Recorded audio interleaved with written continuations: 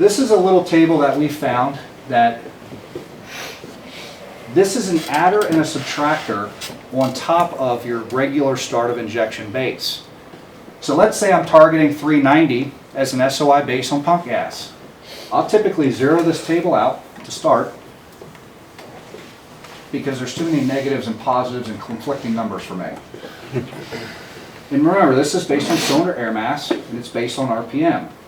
So in my head, if I know 415 is where I want to kind of start on E85, I'm going to add 30 and I'm going to taper this down and kind of blend this in. So this is an adder to my regular start of injection table. So I can stretch the fuel system further on E85 and keep my SOI happy on pump gas. Now there's an additional table we need to be aware of. So you got this SOI alcohol offset multiplier right below it. This is a lot like that flex fuel multiplier that you guys saw. So what this tells me is at 25% ethanol, I'm going to use 20% of that 30 degrees of extra SOI that I'm going to use, right? And so on and so on. If I've got a car that's draining the hell out of this fuel system, I might make E50 1.0. I want to give it 100% of that additional SOI. And same thing. Make sense? That's another little trick that you guys can use on the E85 to stretch a fuel system. With these DI cars, you get into a real balancing act because the fuel systems are so expensive. People don't want to spend, $4,000 on the pump. They don't want to buy $3,000 injectors. They don't want to put 4 triple pumps in the tank.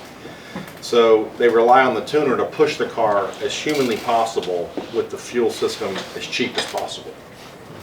So in order to do that, that's where these kind of tricks come into play, because nobody, well, some people don't care, but other people, it's 10, 12 grand on a fuel system to get it installed. We got really good at finding limitations of fuel systems tuning for a lot of shops.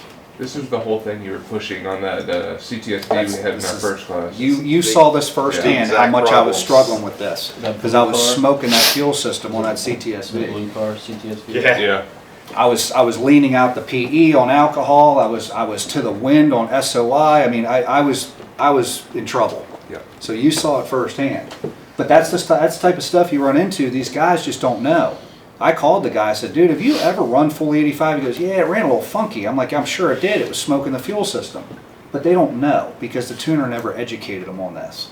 So Or they tune it on like 65%, and then Yeah. the guy goes out and puts 80% in it. It's never been tested on that before, and now you're done. When you tune a car on E85, you must use E85 because the idea is you want to torture test the fuel system. I want to know when I deliver this car to the customer, did I put as much strain on this fuel system as possible? Because if you tune it on E60, there's a fine razor thin edge when these things just decide, hey, I'm done. Your EOI goes from somewhat happy to it's pissed off, and now you're smoking the fuel system, and that could be 5 or 10% worth of E. So if possible, and if I have a customer that says, dude, I only get it out of the pump, I can't get much higher than this, I'm like, you have got to pay attention to your E85 percentage then.